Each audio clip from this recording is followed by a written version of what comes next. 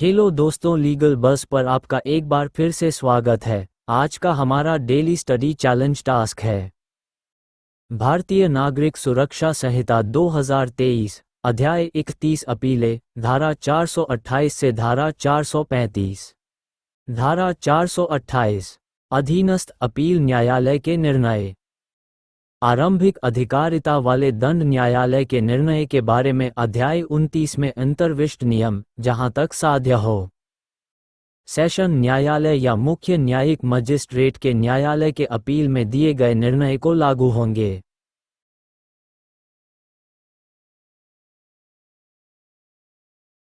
परंतु निर्णय दिया जाना सुनने के लिए अभियुक्त न तो लाया जाएगा और न उससे उपस्थित होने की अपेक्षा की जाएगी जब तक कि अपील न्यायालय अन्यथा निर्देश न दे। धारा 429 अपील में उच्च न्यायालय के आदेश का प्रमाणित करके निचले न्यायालय को भेजा जाना। 1. जब कभी अपील में कोई मामला उच्च न्यायालय द्वारा इस अध्याय के अधीन विनिश्चित किया जाता है तब वह अपना निर्णय या आदेश प्रमाणित करके उस न्यायालय को भेजेगा जिसके द्वारा वह निष्कर्ष, दंडादेश या आदेश जिसके विरुद्ध अपील की गई थी अभिलिखित किया गया या पारित किया गया था। और यदि ऐसा न्यायालय मुख्य न्यायिक मजिस्ट्रेट से भिन्न न्यायिक मजिस्ट्रेट का है तो उच्च न्यायालय का निर्णय या आदेश मुख्य न्यायिक मजिस्ट्रेट के माध्यम से भेजा जाएगा। और यदि ऐसा न्यायालय कार्यपालक मजिस्ट्रेट का है तो उच्च न्यायालय का निर्णय या आदेश जिला मजिस्ट्रेट के माध्यम से भेजा जाएगा। 2. तब वह न्यायालय जिसे उच्च न्यायालय अपना निर्णय या आदेश प्रमाणित करके भेजे ऐसे आदेश करेगा जो उच्च न्यायालय के निर्णय या आदेश के अनुरूप हों। और यदि आवश्यक हो तो अभिलेख में तदनुसार संशोधन कर दिया जाएगा। धारा 430 अपील लंबित रहने तक दंडादेश का निलंबन, अपीलार्थी का जमानत पर छोड़ा जाना। 1. अपील न्यायालय ऐसे कारणों से जो उसके द्वारा अभिलिखित किए जाएं, आदेश दे सकेगा कि उस दंडादेश या आदेश का निष्पादन जिसके विरुद्ध अपील की गई है दोषसिद्ध व्यक्ति द्वारा की गई अपील के लंबित रहने तक निलंबित किया जाए। और यदि वह व्यक्ति परिरोध में है तो ये भी आदेश दे सकेगा कि उसे जमानत पर या उसके अपने बंधपत्र या जमानत पत्र पर छोड़ दिया जाए। परंतु अपील न्यायालय ऐसे दोषसिद्ध व्यक्ति को जो मृत्यु या आजीवन कारावास या 10 वर्ष से अन्यून अवधि के कारावास से दंडनीय किसी अपराध के लिए दोषसिद्ध किया गया है, उसके अपने बंधपत्र या जमानत पत्र पर छोड़ने से पूर्व लोक अभियोजक को ऐसे छोड़ने के विरुद्ध लिखित में कारण दर्शाने का अवसर देगा। परंतु यह और कि ऐसे मामलों में जहां किसी दोषसिद्ध व्यक्ति को जमानत पर छोड़ा जाता है वहां लोक अभियोजक जमानत रद्द किए जाने के लिए आवेदन फाइल कर सकेगा। 2. अपील न्यायालय को इस धारा द्वारा प्रदत्त शक्ति का प्रयोग उच्च न्यायालय भी किसी ऐसी अपील के मामले में कर सकेगा जो किसी दोषसिद्ध व्यक्ति द्वारा उसके अधीनस्थ न्यायालय में की गई है। 3. जहां दोषसिद्ध व्यक्ति ऐसे न्यायालय का जिसके द्वारा वह दोष सिद्ध किया गया है ये समाधान कर देता है कि वह अपील प्रस्तुत करना चाहता है, वहां वह न्यायालय उस दशा में जब ऐसा व्यक्ति जमानत पर होते हुए 3 वर्ष से अनधिक की अवधि के लिए कारावास से दंडादिष्ट किया गया है, या उस दशा में जब वह अपराध जिसके लिए ऐसा व्यक्ति दोष सिद्ध किया गया है जमानतीय है और वह जमानत पर है। यह आदेश देगा कि दोषसिद्ध व्यक्ति को इतनी अवधि के लिए जितनी से अपील प्रस्तुत करने और उपधारा 1 के अधीन अपील न्यायालय के आदेश प्राप्त करने के लिए पर्याप्त समय मिल जाएगा। जमानत पर छोड़ दिया जाए जब तक कि जमानत से इनकार करने के विशेष कारण न हो और जब तक वह ऐसे जमानत पर छूटा रहता है तब तक कारावास का दंडादेश निलंबित समझा जाएगा। 4. जब अंततोगत्वा अपीलार्थी को किसी अवधि के कारावास या आजीवन कारावास का दंडादेश दिया जाता है तब वह समय जिसके दौरान उसे इस प्रकार छोड़ा गया है उस अवधि की संगणना करने में जिसके लिए उसे ऐसा दंडादेश दिया गया है हिसाब में नहीं लिया जाएगा। धारा 431 दोषमुक्ति से अपील में अभियुक्त की गिरफ्तारी।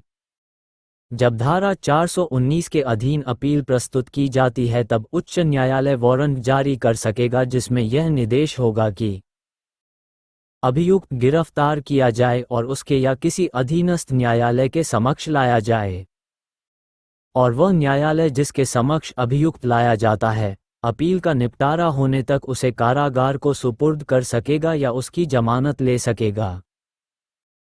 धारा 432 अपील न्यायालय अतिरिक्त साक्ष्य ले सकेगा या उसके लिए जाने का निर्देश दे सकेगा।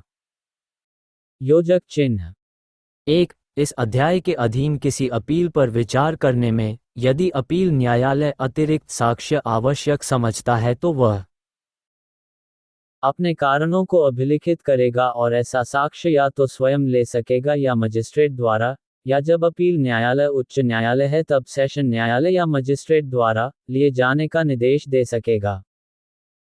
2. जब अतिरिक्त साक्ष्य सेशन न्यायालय या मजिस्ट्रेट द्वारा ले लिया जाता है तब वह ऐसा साक्ष्य प्रमाणित करके अपील न्यायालय को भेजेगा और तब ऐसा न्यायालय अपील निपटाने के लिए अग्रसर होगा।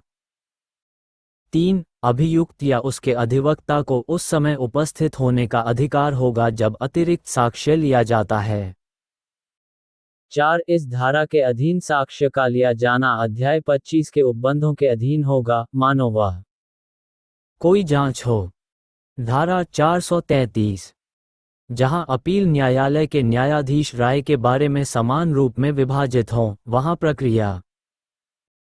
जब इस अध्याय के अधीन अपील उच्च न्यायालय द्वारा उसके न्यायाधीशों के न्यायपीठ के समक्ष सुनी जाती है और वे राय में समान रूप से विभाजित हैं, तब अपील उनकी रायों सहित उसी न्यायालय के किसी अन्य न्यायाधीश के समक्ष रखी जाएगी, और ऐसा न्यायाधीश ऐसी सुनवाई के पश्चात जैसी वह ठीक समझे अपनी राय देगा और निर्णय या आदेश ऐसी राय के अनुसार होगा।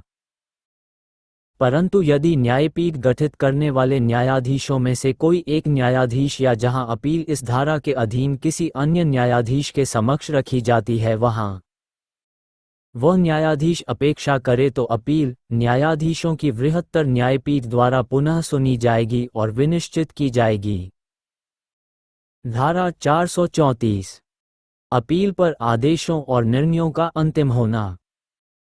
अपील में अपील न्यायालय द्वारा पारित निर्णय या आदेश धारा 418, धारा 419, धारा 425 की उपधारा 4 या अध्याय 32 में उपबंधित दशाओं के सिवाय अंतिम होंगे।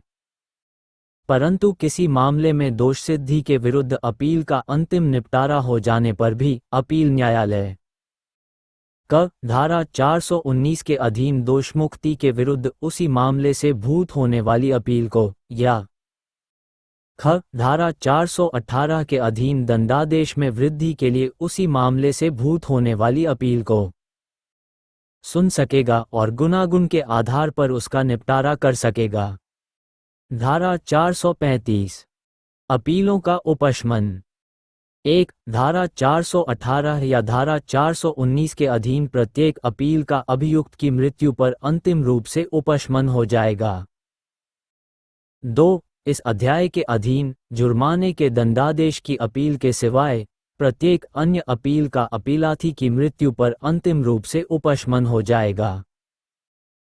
परंतु जहां अपील दोषसिद्धि और मृत्यु के या कारावास के दंडादेश के विरुद्ध है और अपील के लंबित रहने के दौरान अपीलार्थी की मृत्यु हो जाती है वहां उसका कोई भी निकट नातेदार अपीलार्थी की मृत्यु के 30 दिन के भीतर अपील जारी रखने की अनुमति के लिए अपील न्यायालय में आवेदन कर सकेगा, और यदि अनुमति दे दी जाती है तो अपील का उपशमन नहीं होगा।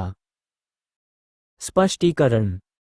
इस धारा में निकट नातेदार से माता पिता, पति या पत्नी, पारंपरिक वंशज, भाई या बहन अभिप्रेत है।